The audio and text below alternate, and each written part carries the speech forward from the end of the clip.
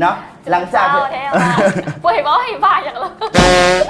เจ้าเนาะหลังจากที่เราได้สัมภาษณ์ได้ป่ะเมื่อวานนี้เดี๋ยวเมาข่าวอะไรกันไปแล้วเมื่อนี้ก็เลยไปสัมภาษณ์มาให้ได้พูดกันเกี่ยวกับประเด็นรายรับรายจ่ายต่างๆในแต่ละปีมาได้หลายเท่าไหร่ โอ้ยเกินแบบเกินดุลแน่นอน บริขาดอยู่ได้เกินดุล เกินดุลตลอด เกินงบที่ตั้งไว้อีก แม่ แม่ แล้ววันนี้พวกเราสัมภาษณ์ทุกๆประเด็นของอเล็กมาให้ได้พูดกัน และประเด็นที่นัตตี้จะไปเฮียนไปสอนแต่งหน้าครับบอไปเฮียนแต่งหน้าอยู่ ลอง ประมา ถา ณ มไป นี้ เด้อ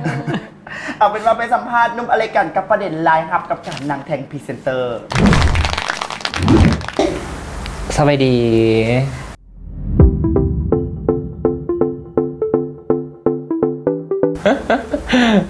ไปได้ข่าวมาจากไสนอ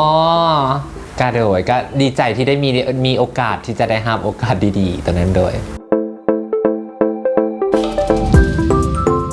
กาเป็นข้าวสารเขาสามารถเราเลยได้เลยบอกตอนนี้ก็เป็นมันก็มีหลักๆก็คือเป็นของเครื่องสำอางของซิซี่ฟอร์ดอีกอย่างอีกอันนึงก็เป็นเครื่องสำอางของเซ็นทรัลคลินิกโดย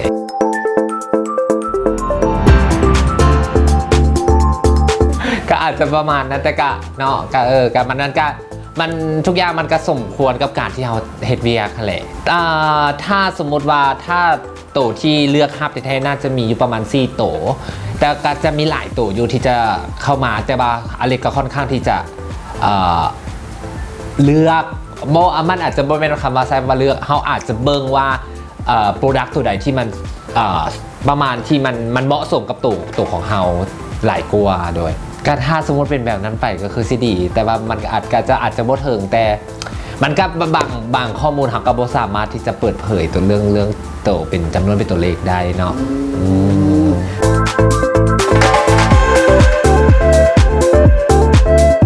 มันก็ตามระยะเวลาเพราะว่า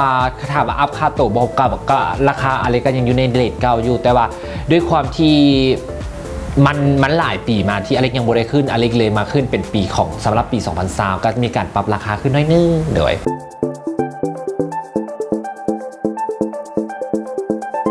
กระบอเนาะแต่กระบอถึงขั้นว่าสัญญกรรมแต่ว่าอเล็กคิดว่ามันเป็นการดูแลรักษาตัวเองหลายกว่าถามว่าสัญญกรรมบอกโอเคยอมรับว่ามันก็ต้องมีแน่นอนอยู่แล้วมัน 100% อยู่แล้วเพราะว่าอย่างทุกคนก็ต้องการที่จะดูดีและอีกอย่างคืออายุของเรามันก็เริ่มก้าวไปเท่านั้นทุกอย่างมันก็เริ่มเปลี่ยนแปลงแต่ว่าสิ่งที่สำคัญที่สุดเราพอดีเพราะว่าอีกอย่างคือเราอยู่ในวงการความงามสิ่งที่สำคัญที่สุดคือเราต้องรักษาตัวเองให้เรารู้สึกว่างามตลอดเวลาเข้าใจแต่ได้กันในคำสัมภาษณ์ที่เรานำมาฝากกันได้มาเกินดุลไม่บอกว่าค่ะบอกได้บอกอุบไปก่อน อุบสอรี่ตลอด อุบ เนาะ ทุกปีเลยนะ อุบอิบนะเนาะถือว่าตอนนี้จะพา